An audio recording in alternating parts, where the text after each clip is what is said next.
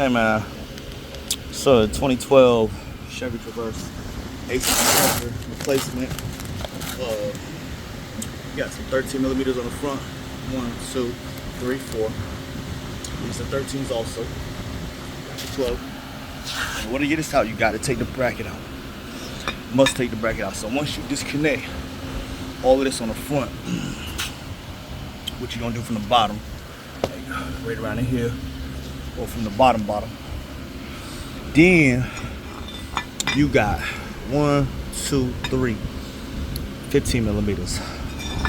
Then you got another one right here, and right here probably.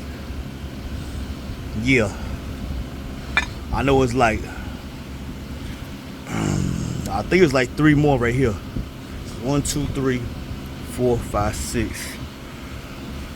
And then of course these right here, I think this is a stud. And so then you put your compressor back in there. Then you gotta slide this in there. Go ahead and get that situated before you can put the compressor back on. So then go ahead.